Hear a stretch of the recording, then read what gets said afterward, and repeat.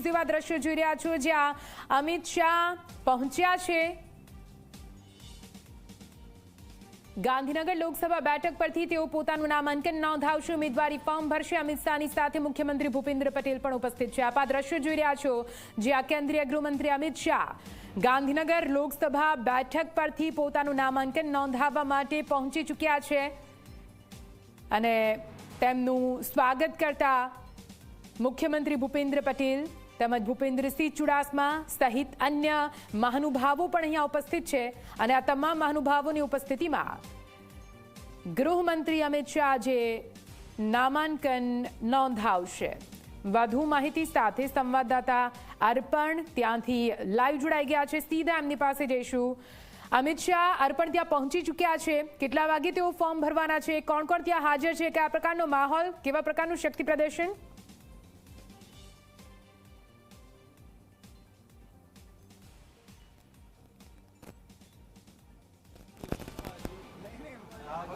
નિધિ, હાલની વાત કરીએ તો કેન્દ્રીય ગૃહમંત્રી અને લોકસભા બેઠકના જે ઉમેદવાર છે અમિત શાહ હાલ ગાંધીનગર સર્કિટ હાઉસ ખાતે પહોંચ્યા છે અને અહીંયાથી તેઓ અન્ય તેમના જે સાથીદારો છે મર્યાદિત લોકો સાથે ગાંધીનગર કલેક્ટર ખાતે પહોંચશે। એટલે હાલ તેમના આગમન પહેલા રાજ્યના મુખ્યમંત્રી ભૂપેન્દ્ર પટેલ, ગૃહ રાજ્યમંત્રી હર્ષ સંઘવી ઉપરાંત ગાંધીનગર લોકસભા બેઠકના જે પ્રભારી છે અને રાજ્યસભાના સાંસદ મયંક નાયક, આ ઉપરાંત બે પૂર્વ ગૃહ રાજ્યમંત્રી પ્રદીપસિંહ જાડેજા અને રજની પટેલ, ભાજપના અન્ય શીર્ષક નેતાઓ, રાજ્યના મંત્રીમંડળના સભ્ય ઋષિકેશ પટેલ, પૂર્વ મંત્રી ભૂપેન્દ્રસિંહ ચુડાસમા સહિતના અગ્રણી નેતાઓ અહીંયા ઉપસ્થિત હતા। થોડીક ક્ષણો પહેલા જ અમિત શાહનું અહીંયા આગમન થયું છે અને હાલ તમામ જે નેતાગણ છે તે સર્કિટ હાઉસની અંદરની તરફ પહોંચી ચૂક્યા છે। એટલે તેમનો જે નિયત સમય છે 12:39 વિજય મુહૂર્તનો, એટલે સ્વાભાવિક છે કે ગણતરીની મિનિટોમાં જ તેઓ અહીંયાથી કલેક્ટર ઓફિસ માટે પહોંચશે અને ફોર્મ ભરવા સમયે પણ મર્યાદિત લોકો જ ઉપસ્થિત રહેશે તે મુજબનું આયોજન કરવામાં આવ્યું છે। સ્વાભાવિક છે કે કેન્દ્રીય ગૃહમંત્રી અહીંયા ઉપસ્થિત છે એટલે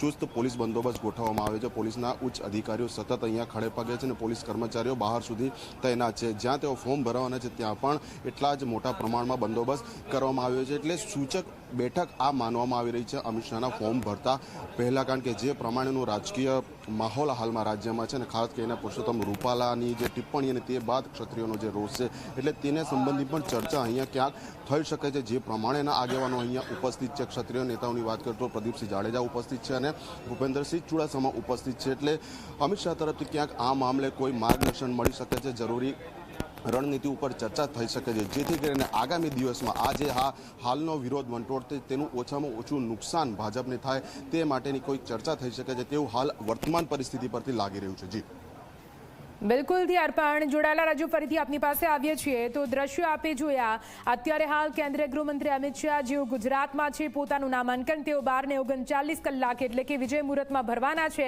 હાલ સર્કિટ હાઉસથી સીધા લાઈવ દ્રશ્યો આ તમે જોઈ રહ્યા છો, જેમની સાથે શંકર ચૌધરી, મુખ્યમંત્રી ભૂપેન્દ્ર પટેલ, ભૂપેન્દ્રસિંહ ચુડાસમા સહિતના ઋષિકેશ પટેલ પણ તમે દ્રશ્યોમાં જોઈ શકો છો। આ તમામ મહાનુભાવોની ઉપસ્થિતિમાં કેન્દ્રીય ગૃહમંત્રી અમિત શાહ પોતાનું નામાંકન નોંધાવશે। આપને જણાવી દઈએ ગાંધીનગર લોકસભા બેઠક પરથી ભાજપનું મેન્ડેટ અમિત શાહને મળેલું છે।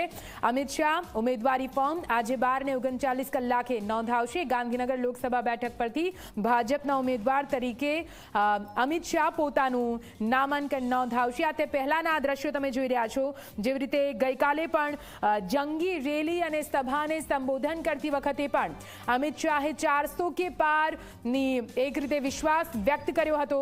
તેમના સંબોધન દરમિયાન ઘણી એવી મહત્વની વાતો તેમણે કરી હતી અને તે બાદ આજનો દિવસ